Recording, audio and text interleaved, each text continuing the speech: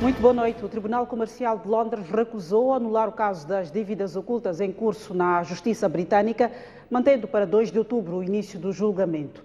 O juiz decidiu assim indeferir um requerimento do Banco Credit Suisse para anular o julgamento sobre as dívidas ocultas devido a incumprimento na divulgação de provas documentais por parte do governo moçambicano. Este é o acórdão produzido pelo juiz Robin Knowles, no qual fixa a data para a realização do julgamento do processo aberto pela República de Moçambique contra o Banco Credit Suisse, visando livrar o Estado de ter que pagar as chamadas dívidas ocultas. O acórdão surge após um pedido do Credit Suisse ao tribunal para que o processo fosse anulado pelo fato de Moçambique não ter fornecido documentos relevantes na posse da Presidência da República e dos Serviços de Informação e Segurança do Estado.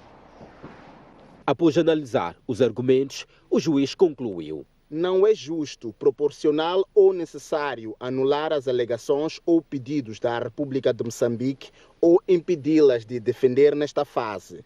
No entanto, todas as possibilidades permanecem em aberto até ao julgamento que terá lugar dentro de 3 meses. Apesar de ter marcado o julgamento para o dia 2 de outubro, com duração de 3 meses, ou seja, até dezembro de 2023, o juiz não deixa de lado a possibilidade de vir a cancelar o processo se o Estado moçambicano não apresentar documentos tidos como relevantes para dar andamento às audições. E estes documentos são tão importantes que a sua não apresentação poderia implicar o não agendamento do julgamento. Em março deste ano, o juiz assumiu que as autoridades moçambicanas, nomeadamente a Presidência da República e os Serviços de Informação e Segurança do Estado, recusavam-se em colaborar, fornecendo documentos importantes para sustentar a posição de Moçambique de pedido de anulação das dívidas ocultas. Mais tarde, o juiz deu garantias de que os documentos classificados ou contendo segredo do Estado não seriam divulgados. Só daí é que sentiu colaboração por parte das autoridades moçambicanas. O plano pode incluir qualquer pedido ao tribunal para preservar confidencialidade de qualquer documento a divulgar ou para que o tribunal considere isentar um documento de divulgação, incluindo quando não é de relevância central para o processo e seja classificado como segredo de Estado. No acórdão, o juiz diz que houve também avanços após a reunião entre a Procuradoria-Geral da República e o Escritório de Advogados que defende o país em Londres, com o Presidente da República, Filipe Nyusi. Tal permitiu uma pesquisa mais aprofundada nos arquivos físicos e eletrônicos da Presidência da República, apesar da limitação pelo fato dos computadores não estarem ligados a servidores para armazenamento de informações. Mas mesmo assim, foram encontrados alguns documentos, mas não todos que foram solicitados pelo juiz.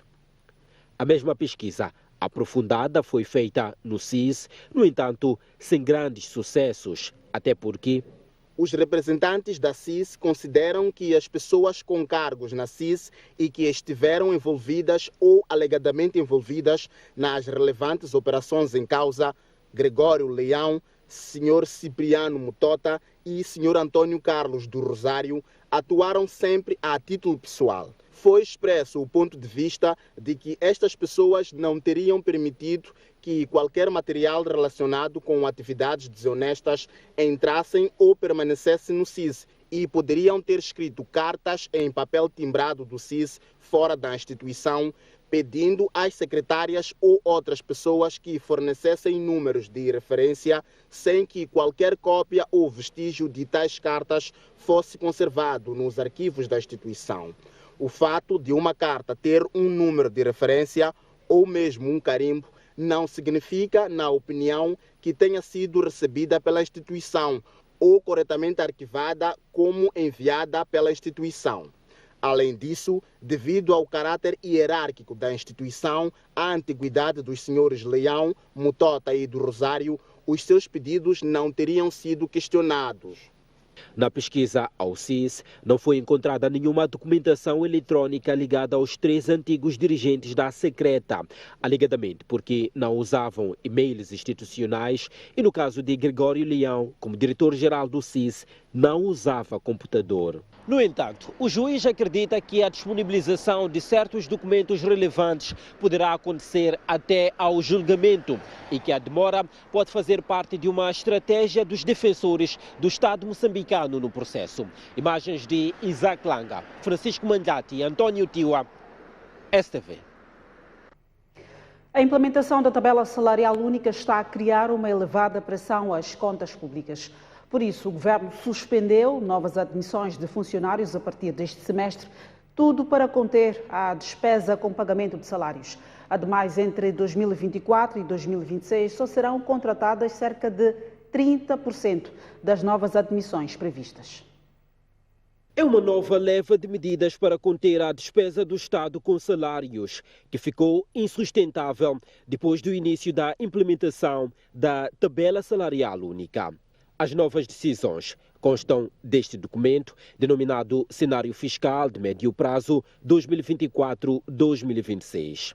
Entre elas, destaque vai para o fato de que não haverá contratação de novos funcionários e agentes do Estado este ano e redução para cerca de 30% das contratações nos próximos 3 anos. Face à pressão que a massa salarial representa no orçamento do Estado e a necessidade de ajuste fiscal para trazer esta rúbrica para níveis sustentáveis, o Governo irá suspender as novas admissões em todos os setores no segundo semestre de 2023 e no período do cenário fiscal de médio prazo 2024-2026 serão permitidas excepcionalmente novas contratações em média de cerca de 3.200 funcionários por ano. Lê-se no documento que estima que durante esse período as contratações que serão feitas vão custar 700 milhões de meticais, 0,06% do produto interno bruto por ano.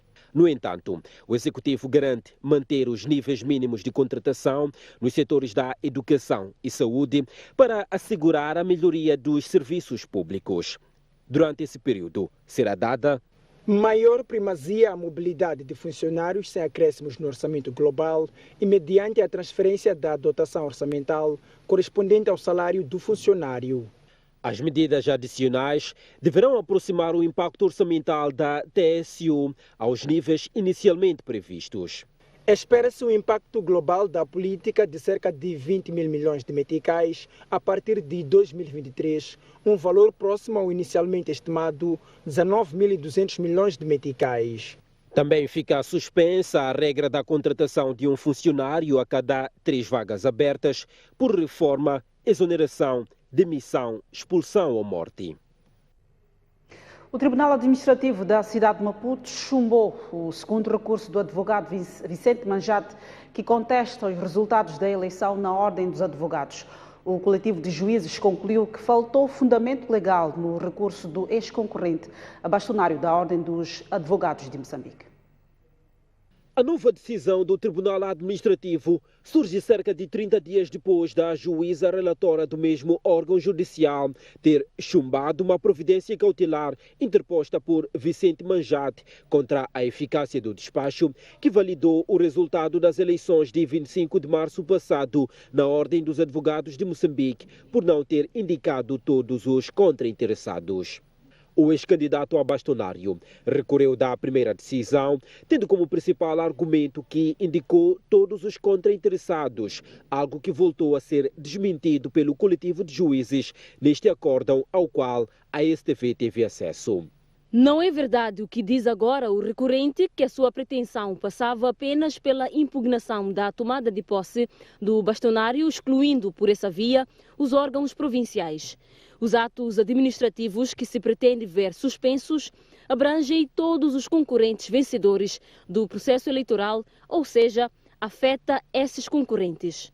E a falta de indicação da totalidade dos contrainteressados, dizem os juízes do Tribunal Administrativo da cidade de Maputo, desencadeia a rejeição imediata, pelo que decidiram. Em nome da República de Moçambique, os juízes do Tribunal Administrativo da cidade de Maputo decidem julgar improcedente o recurso do despacho da relatora interposto por Vicente Aniceto Manjate, por falta de fundamento legal e, em consequência, manter o despacho da juíza relatora por ser legal. As eleições contestadas por Vicente Manjate tiveram como vencedor o candidato Carlos Martins, que tomou posse há cerca de uma semana. Para ultrapassar a violência que os moçambicanos são sujeitos na África do Sul, Moçambique e este país devem melhorar a cooperação na área de negócios, defende o ministro dos Transportes, Mateus Magala, que falava hoje à margem da inauguração de 2 novas gruas móveis que deverão incrementar o volume de carga manuseada no porto de Maputo. É um problema sério e os 2 governos, os 2 países irmãos, estamos a sentar para a procura de soluções sustentáveis e soluções humanas. Nós precisamos da África do Sul, como a África do Sul precisa de nós. É um mercado, são vizinhos, são irmãos e são parte da região austral e da África. Então, a nossa abordagem é: temos que unificar os mercados, temos que amplificar as oportunidades e temos que garantir a segurança dos nossos cidadãos. Temos que abrir o espaço de oportunidades para os 2 países, para os 2 povos, para a movimentação de bens e talento que seja sem nenhum constrangimento. É claro que o grande problema sempre acontece quando as economias não têm um bom desempenho. Há muito desemprego e certamente há muita inquietação social e isso geralmente traz muitos problemas em termos de concertação social. Mas nós estamos confiantes que vamos ultrapassar isso e nós estamos claros que precisamos da África do Sul e nós vamos trazer a África do Sul a trabalhar conosco como irmãos. Ainda hoje, Mateus Magala garantiu que estão em curso negociações para a criação de uma fronteira única entre a África do Sul e Moçambique.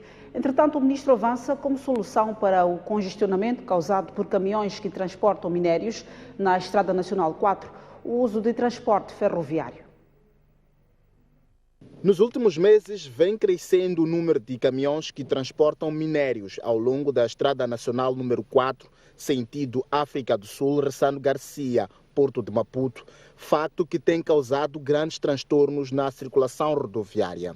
Não devem ser apenas corredores de trânsito. O governo, ciente do problema, diz que são necessárias soluções inovadoras que permitam a estabilização imediata da situação. A construção do terminal de trânsito de PCN, ou conjugada, melhor dito, com a decisão de restrição e gestão do tráfego de caminhões nas horas de ponta, constitui algumas medidas de impacto imediato em implementação, sendo nossa convicção de que a solução estrutural dos congestionamentos dos caminhões que transportam minérios através da N4 passa também pela migração desta carga do transporte rodoviário para o transporte ferroviário. Uma das soluções encontradas pelo governo foi a criação do Porto Seco de Ressano Garcia, que visava assegurar que o ferrocrômio extraído das minas sul-africanas fosse baldeado ali e transportado por comboio até o Porto de Maputo para sua exportação. Respondendo a perguntas de jornalistas, Mateus Magala reconheceu que este não tem surtido o efeito desejado. O Porto Seco está a ser usado. Podia ser usado ainda mais. Por isso, algum tráfego está vindo neste momento usando a linha férrea. Mas, certamente, o nosso plano é maximizar o uso daquele porto. O grande constrangimento que temos lá é que, da parte sul-africana, acho que é quilômetro 7, como chama, tínhamos de ter uma estrada direta que vai ao Porto Seco. E aí eles descarregavam e voltavam para a África do Sul e entravam nos vagões. Mas não acontece. A carga rodoviária vem naquela mesma fronteira que tem muitas limitações. O ministro dos Transportes e Comunicações falava esta quarta-feira após a inauguração de 2 guindastes móveis do Porto de Maputo, orçados em 25 milhões de dólares americanos e que se espera que flexibilizem o maneuseamento de cargas. A eficiência do porto é determinante na movimentação dos caminhões, no tempo de espera, né, que eles vão levando para descarregar e carregar, portanto é muito determinante. Entretanto, também aqui há um dilema. Quanto mais eficiente, também mais demanda. Aumentamos a eficiência, tornamos mais atrativos e atraímos mais outras cargas e, portanto, o desafio continua. Com os novos guindastes, a direção do Porto de Maputo espera manusear perto de 3 milhões de toneladas por ano. Contudo, ainda persistem desafios. Quando vocês veem a fronteira congestionada, isso significa que a carga chega menos ao porto ou chega mais tarde. E nós não podemos ter navios parados à espera de receber carga. Portanto, esse é o desafio imediato neste momento. O segundo desafio que tem estado a ser tratado é o desafio do capital humano. O crescimento do porto, estas máquinas são máquinas de ponta, do melhor que há no mundo. Isto pressupõe formar continuamente o nosso pessoal. Apesar disso, o Porto de Maputo é o maior operador portuário de cromo da África do Sul. Mas temos um objetivo adicional. É depender menos da África do Sul e começarem a penetrar em outros mercados, como o mercado do Zimbábue, por exemplo, onde estamos, mas podemos estar melhor. Isto pressupõe também soluções do ponto de vista ferroviário, porque o Zimbábue, contrariamente à África do Sul, não tem uma estrada que ligue o Zimbábue ao Porto de Maputo. Nós aí dependemos exclusivamente da operação ferroviária. O Porto de Maputo já conta com 6 guindastes móveis que servem para carregar e descarregar navios em trânsito. O Presidente da República quer maior flexibilidade na implementação do Acordo de Mobilidade entre os Estados-membros da CPLP. O secretário executivo da comunidade, Zacarias da Costa, admite lentidão e diz que o debate agora é em torno da segurança documental. O chefe do Estado moçambicano recebeu no seu gabinete de trabalho o secretário executivo da CPLP, Zacarias da Costa. Neste encontro foram abordados vários temas da atualidade, com destaque para o acordo de mobilidade na CPLP, que está em implementação desde 1 de janeiro de 2022 e que prevê a maior circulação dos cidadãos dos 9 países membros. A mobilidade. O Presidente quer que a mobilidade possa continuar a avançar eu diria, num ritmo em que todos os cidadãos, não só de Moçambique, mas também da própria CPLP, esperam que se avance muito rapidamente. Portanto, penso que é uma preocupação que é de todos nós, mas que o Sr. Presidente da República fez questão de mencionar, porque isso tem a ver com as preocupações dos cidadãos. Por exemplo, os portugueses, os brasileiros já podem entrar em Moçambique sem visto, mas os moçambicanos ainda precisam de visto para entrar, por exemplo, em Portugal. É um assunto que, a nível bilateral, os dois países terão que aprofundar e ver. Compreendemos todos que a implementação, a operacionalização dos acordos não são fáceis. O secretário executivo da CPLP aponta alguns dos obstáculos que impedem a plena implementação do acordo de mobilidade. Depende um bocadinho dos países, como disse, mas há vários desafios. Escassez de recursos humanos, financeiros, questões operacionais. No encontro desta quarta-feira, falou-se também de questões econômicas nos países membros, mas também da situação humanitária em Cabo Delgado. A próxima cimeira da CPLP será a 27 de agosto próximo em São Tomé e Príncipe. A RENAMO oficializou hoje a sua inscrição às eleições autárquicas de 11 de outubro. Na ocasião, Venâncio Mondlane garantiu que o partido vai concorrer em todas as 65 autarquias e que no sábado serão conhecidos os cabeças de lista. Depois de submeter os documentos de inscrição, a RENAMO garantiu à imprensa que vai disputar todos os municípios nos pleitos marcados para 11 de outubro. A RENAMO vai participar em todas as autarquias, de igual forma, na mesma proporção, portanto não há nenhuma autarquia que será tomada como mais importante que a outra, portanto todos os membros da RENAMO todos os simpatizantes da Renamo têm que ficar conscientes de que a Renamo vai dar a mesma preponderância, a mesma envergadura em termos de recursos, de logística e também atenção do corpo dirigente do partido para todo o país.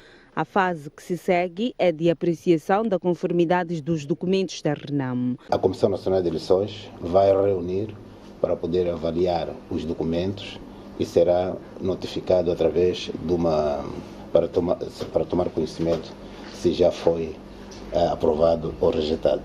E nem há rejeição, mas sempre há uma possibilidade de organizar os documentos de tal forma que o partido seja devidamente inscrito. Após a reunião com a CNE, a Renamo falou à imprensa e disse que ainda pondera juntar-se a outros partidos para fazer face às autárquicas deste ano.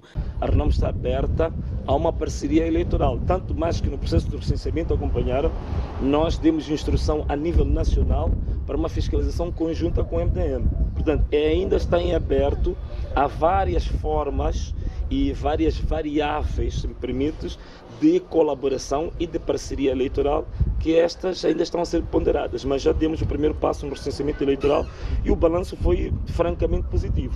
Sobre as alegadas irregularidades registradas no recenseamento eleitoral em Maputo e Quelimane, o maior partido da oposição garantiu que vai submeter um recurso ao Conselho Constitucional. A PRM em Nampula já se pronunciou sobre o baleamento de civis na vila de Nametil no último domingo. O porta-voz omitiu a verdade ao falar que se tratava de uma vítima quando são 3. Por outro lado, a corporação não fala de responsabilização pelos danos causados. O incidente do último domingo na vila de Nametil tem autores, vítimas e testemunhas. No sentido deles querer recuperar suas motorizadas, foram até o comando, começaram a tirar pedras já para o comando e os agentes da PRM começaram a efetuar disparos. Daí que alvejaram algumas pessoas. As pessoas baleadas são estes 2 adolescentes e mais este jovem de 18 anos. O administrador distrital de Mogovolas confirma o número e até visitou as vítimas no hospital. No momento tivemos conhecimento que havia um baleado naquela altura, mas depois surgiram mais 2, esses foram socorridos imediatamente ao hospital, totalizando um número de 3 baleados nestes incidentes. De acordo com as informações policiais, dizem-nos que são balas perdidas, mas como não somos peritos, vamos deixar isso para que os peritos façam a avaliação em função das lesões que cada um destes 3 jovens foram vítimas. No meio a esta história, a verdade parece ser outra vítima. É que o porta-voz do Comando Provincial da PRM em Nampula deu outra versão esta quarta-feira. A polícia foi obrigada a agir de forma mais persuasiva e, como consequência, disparou-se algumas balas ao ar para tentar amainar os ânimos dos populares, e nesse processo algumas balas ou alguma bala acabou atingindo um menor que ficou ferido na perna. Mas as vítimas e os seus familiares testemunharam assim, ouvidas pela STV esta terça-feira no leito hospitalar. Ele levou a arma, começou a disparar, me atingiu na minha nádega. Me paleou aqui e saiu aqui esse tiro. Eu tentei lhe ajudar. O médico levou algodão, lhe meteu, começou a lhe amarrar, disse para não sangrar muito. Mas esse bala não vai sair aqui, vai ser transferido para a cidade. Contradição ou não, a verdade é que houve um grupo de mototaxistas que tentou vandalizar o comando distrital da PRM Mogovolas para reaver 8 motorizadas que tinham sido apreendidas. Por mais contraditória que seja a informação, o facto é que houve lesão à integridade física das pessoas. E isso é suficiente para a responsabilização diretamente dos agentes que estiveram nessa operação ou mesmo da corporação policial no seu todo. Ivo Oliveira e Ricardo Machava, STV. Um homem foi decapitado na cidade da Beira por desconhecidos. O corpo e a cabeça foram descobertos hoje numa machamba e já em estado de decomposição. A cidade da Beira voltou a ser abalada por um crime hediondo. Desta feita, os moradores do bairro do Vaz acharam um corpo de um homem que já estava a decompor-se e que ainda não foi identificado. O autor ou autores deste crime, além de matarem a vítima, separaram a cabeça do resto do corpo e o abandonaram nesta machamba. O corpo foi achado por esta senhora, que é a proprietária da machamba. Quando eu chego aí, inclino, estou a sentir um cheiro horrível. Esse cheiro, o que está a acontecer? Levantei, pude observar, fui ver uma mão de uma pessoa. Estou muito abalada mesmo, porque um ser humano não pode ter um destino como aquele. É muito triste.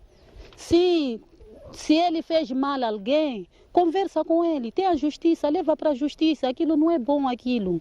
Tirar uma vida humana. Está a ser procurado essa hora, não sei há quantos dias que a família está triste a lhe procurar para vir deparar com uma coisa daquela. É muito triste.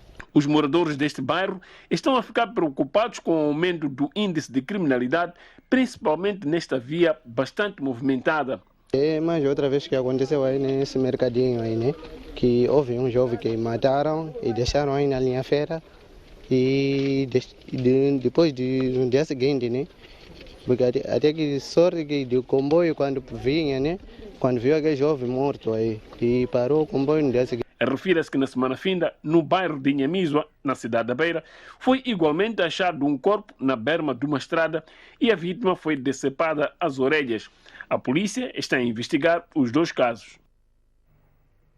A PRM deteve hoje 2 indivíduos de nacionalidade sul-africana acusados de tentativa de rapto de um empresário asiático na manhã desta quarta-feira.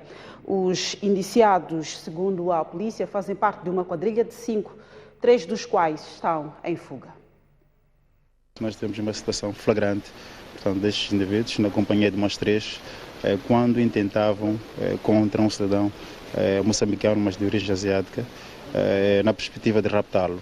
Esta situação foi quando este cidadão ia fazer-se, portanto, a seu estabelecimento comercial, quando um destes indivíduos teria forçosamente tido a intenção de o arrastar da viatura, portanto, da vítima, até a viatura dos criminosos que estava estacionado numa posição de fuga. Quando uma força, portanto, que estava justamente próximo ao local, viveu esta situação, conseguiu rapidamente interpelar e conseguiu deter pelo menos estes 2 cidadãos que são de origem sul-africana.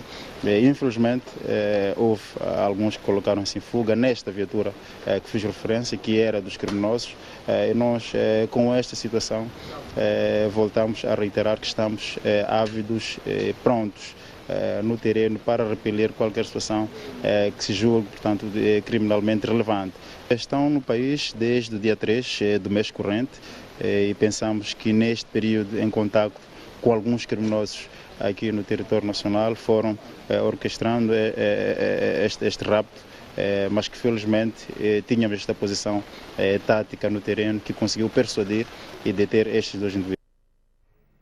E assim fazemos uma pausa no jornal, voltamos daqui a pouco. Mantenha-se connosco. Regresso com o Jornal da Noite para lhe dizer que o Instituto Nacional de Saúde duvida da existência de casos de febre tifoide diagnosticados e tratados em Cabo Delgado por suposta falta de precisão das análises laboratoriais realizadas na província. Em Cabo Delgado, muitas pessoas já foram diagnosticadas e tratadas como doentes com febre tifoide, mas o Instituto Nacional de Saúde não tem certeza nos resultados emitidos pelos laboratórios da província. O diagnóstico por Vidal que é usado é um diagnóstico por teste rápido, né? Que tem o seu desvio padrão, quer dizer, na sensibilidade assim como na especificidade. E o que a gente quer é arranjar um teste que nos dá uma especificidade e uma sensibilidade excelente para poder definir. O que não podemos dizer é que não se trata de uma tifoide e do mesmo jeito não podemos assumir que seja uma tifoide especificamente dita. Apesar da dúvida sobre a febre tifoide em Cabo Delgado, o Instituto Nacional de Saúde suspeita que a doença esteja a circular na província devido ao movimento descontrolado de pessoas e por estar localizada ao longo de uma fronteira. Nós temos Cabo Delgado com a situação de mineração, temos o Cabo Delgado com a situação da guerra, né? Então o fluxo migratório não é bem definido, acredito eu, e com isso também traz ou coloca-se o problema de saúde pública em todas as vertentes. A vizinha Tanzânia há pouco tempo declarou o surto de Melbourne. E também é preocupação nossa fazer uma vigilância ativa, de modo a que qualquer caso que seja suspeita seja identificado no território nacional e assim também abordado conforme os padrões internacionais já definidos. Em Cabo Delgado, várias pessoas foram diagnosticadas com febre tifoide nos últimos anos, mas oficialmente ainda não se sabe quantos casos a província registrou desde que começaram a aparecer sinais da doença nas unidades sanitárias. A PRM em Tete deteve 4 indivíduos indiciados de posse legal de armas de fogo, uma ponta de marfim e também de droga. Estes 4 indivíduos, ora detidos pela polícia, foram surpreendidos numa residência na posse destas 2 armas de fogo do tipo pistola e respectivas munições. Os indiciados são confessos e alegam ter adquirido o referido material bélico durante suas incursões noturnas e que tinham intenção de vender. Eu estava daquilo para revender a arma, achei que poucas. Naquele 7.000 que gastamos para poder revender, pegaram dinheiro mais que aquele 7.000. A quanto mais ou menos? Por aí, 30, 25. Então, levamos a coisa, aproximamos a este mano que está aqui, de camiseta azul, comprida. Sim, aproximamos junto a ele e mostramos. Ele acabou vendo o material e acabou nos dando um valor de 7.000 meticais e ele ficou com a arma. Para além do armamento apreendido, a polícia também encontrou na posse dos supostos assaltantes a mão armada, esta ponta de marfim e quantidades de droga. Estavam aí uns 2 miúdos a brincarem na zona, né? Os miúdos para tal somos da mesma zona. Então eles estavam aí a brincar com 2 chifres. Eu acabei perguntando para eles o que era. Eles disseram que era somente algo que estavam aí a brincar com eles, que levaram em casa. Eu pedi uma das coisas, né? Pedi um dos chifres. A polícia diz que decorrem investigações para aferir a proveniência e a finalidade do armamento. Este é um armamento que não pertence ao arsenal da polícia e também, pelo trabalho de triagem preliminar que foi feito, não averigou-se qualquer instituição estatal como sendo da proveniência desta mesma arma e havendo essa possibilidade de ser da posse de particular. Ainda nesta quarta-feira, a PRM em Tete apresentou outras 2 armas do tipo caçadeira e mais de 200 munições apreendidas ao longo da Estrada Nacional número 7, sem nenhuma documentação. O armamento estava na posse de um cidadão chinês. O indivíduo não é titular deste mesmo material bélico, neste caso, e o número de munições, deste caso, que o mesmo transportava, é um número de munições que não é admitido que seja transportado de uma só vez, sob o ponto de vista legal. Refira-se que o cidadão de nacionalidade chinesa encontrado na posse destas 2 armas de caça e respectivas munições não ficou detido, mas deverá responder aos órgãos da Justiça em liberdade enquanto decorrem investigações. Mais de 8 milhões de pessoas precisam de ajuda alimentar urgente na região de Tigray, na Etiópia. As Nações Unidas dizem que o número de pessoas que precisam de ajuda alimentar pode aumentar nos próximos meses. O número de pessoas gravemente desnutridas em Tigray, na região norte da Etiópia, tende a aumentar. De acordo com a Organização das Nações Unidas, atualmente 8,8 milhões de pessoas precisam de ajuda alimentar. Um acordo assinado em novembro do ano passado entre o governo e os rebeldes pôs fim a 2 anos de conflito, permitindo que a ajuda alimentar chegasse lentamente, mas a região registrou um aumento acentuado de casos de pacientes que sofrem de complicações de subnutrição. Segundo o relatório das Nações Unidas para a Coordenação de Assuntos Humanitários, além das cerca de 8,8 milhões de pessoas que necessitam de ajuda alimentar, há milhões de afetados pela seca no sul e sudeste da Etiópia, o que deverá agravar a situação nos próximos meses. O mês de abril deste ano, quando comparado com o igual período do ano passado, registrou um aumento de 196% de admissões por desnutrição grave no Tigray. Em todo o país, o OSHA observou um aumento de 15% nos internamentos por desnutrição aguda entre janeiro e abril, em comparação com o mesmo período de 2022. O Programa Alimentar Mundial e a Agência dos Estados Unidos para o Desenvolvimento Internacional suspenderam a ajuda alimentar ao segundo país mais populoso da África em junho, alegando que grande parte dos alimentos estava a ser desviada. A suspensão temporária na ajuda alimentar no Tigre está a ter impacto negativo nas altas taxas de desnutrição. Cerca de 20 milhões de pessoas na Etiópia dependem da ajuda alimentar, de acordo com a Agência das Nações Unidas. O presidente francês prometeu hoje desembolsar dinheiro para ajudar na recuperação de infraestruturas nas autarquias onde foram registados tumultos. Emmanuel Macron garantiu ainda que o pico da revolta popular em França já passou. A seguir, mais uma pausa nas notícias, mas agora com o desporto. A seleção sénior masculina de basquetebol estreia-se no Afrocan diante dos Camarões. O jogo será a 9 de julho. José Castiano lançou na cidade da Beira o seu mais recente livro, designado O Intermundo, em busca do sujeito da reconciliação. Com a nova publicação, o filósofo pretende orientar os africanos a usarem a filosofia para a reconciliação.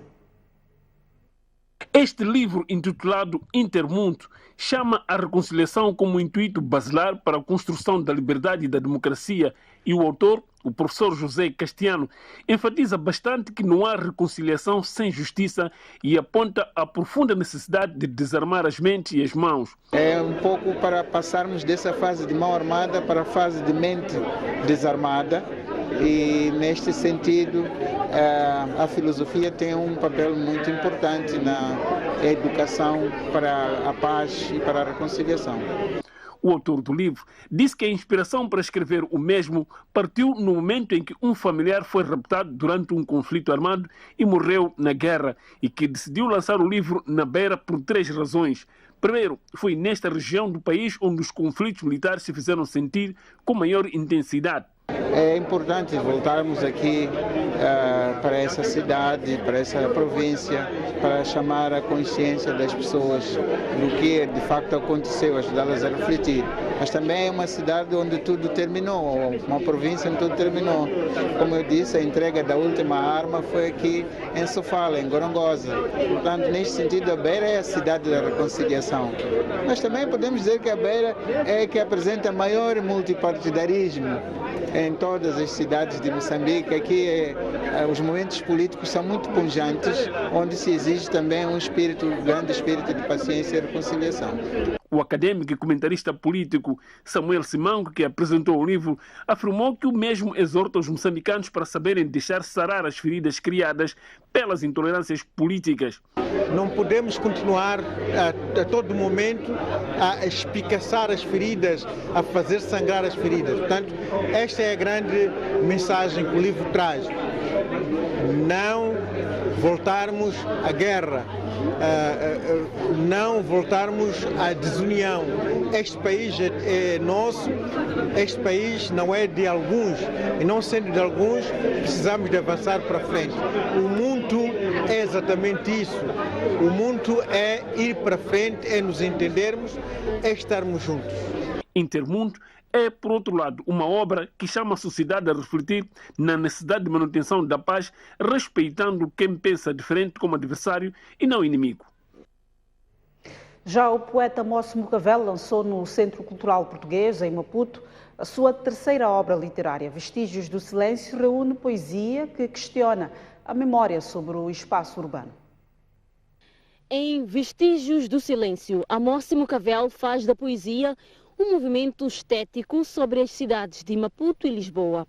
Na verdade, o terceiro livro do autor é resultado de uma residência literária na capital portuguesa. O que tento trazer ou trago no livro são pequenos questionamentos e pequenas soluções para a questão da preservação do património urbano na cidade de Lisboa e Maputo.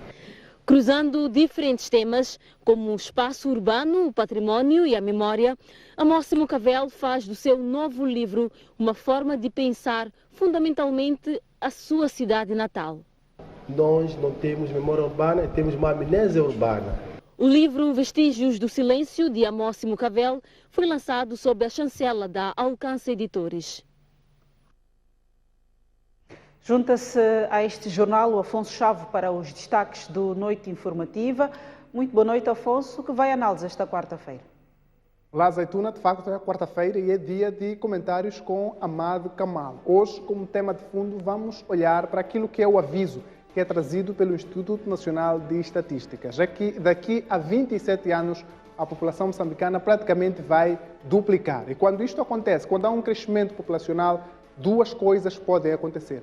A primeira é que surgem mais pessoas que precisam dos serviços do Estado nas principais fases, nomeadamente a questão da saúde, da educação e também da segurança. Isto implicaria claramente o aumento da despesa pública. Será que o Estado moçambicano está em condições de acompanhar esta necessidade que poderá duplicar daqui a 27 anos, concretamente no ano de 2050? Mas há uma segunda coisa que acontece. Essa é a mais positiva, que é, enquanto estas pessoas precisam de mais serviços do lado do Estado e também demandam mais recursos da economia, são estas mesmas pessoas que podem estar ao serviço da economia para produzir mais, consumir mais e fazer fluir a economia. Tudo depende das políticas que o determinado Estado, no caso Moçambique, adota para acompanhar e fazer o uso e aproveitamento deste dividendo populacional. Recordando que a abundância da mão de obra, sobretudo juvenil, aliás, é isto que o Instituto Nacional de Estatísticas nos diz,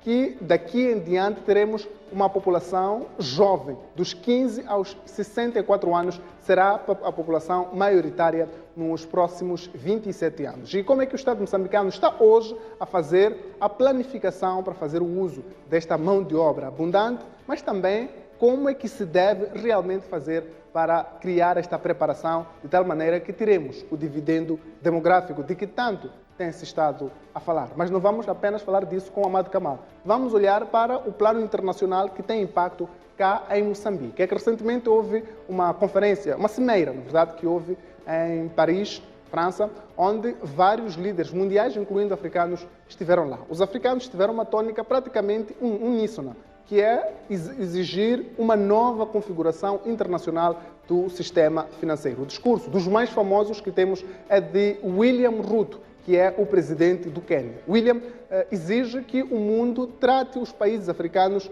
com igualdade. Diz ele, nas suas palavras, nós não queremos ser tratados como se fôssemos aqueles que precisam de generosidade. Queremos uma instituição na qual os africanos podem pagar de acordo com a capacidade econômica que têm e também os europeus e outros estados podem pagar. E, à medida daquilo que pagam, em termos de taxas, vão ter uma palavra a dizer nas tomadas de decisões. Houve também o discurso de Cyril Ramaphosa, que recordou a presença dos países africanos na Rússia e também na Ucrânia a pedir a paz. Terá havido uma promessa de doações de cereais e fertilizantes e Cyril Ramaphosa diz que os africanos recusaram esta possibilidade de doação, querem que as mercadorias sejam colocadas no mercado para que seja feito o comércio normal e que os africanos devem ser tratados com normalidade. E as perguntas que colocamos são praticamente simples. Que espaço é que encontram estes apelos dos africanos a nível mundial? Além disso, que tipo de capacidade de influência e também de negociação têm os africanos hoje para exigir que sejam criadas instituições alternativas ao Banco Mundial e também ao Fundo Monetário Internacional e estas instituições tenham uma governação mais transparente? São reflexões que vamos fazer com Amado Kamal, mas não vai ser apenas com ele que faremos a Noite Informativa de hoje. Temos, às quartas-feiras, um painel residente e com ele vamos refletir sobre uma notícia que passamos no Jornal da Noite, que é sobre as contratações no setor do Estado. O Ministério da Economia e Finanças diz que este ano ninguém mais poderá ser contratado no Estado. Isto porque está-se num momento de aperto das contas do Estado e é também uma medida complementar à implementação da tabela salarial única. Já nos próximos anos, portanto de 2024 até 2026, haverá contratação de apenas 3.200 pessoas para o Estado.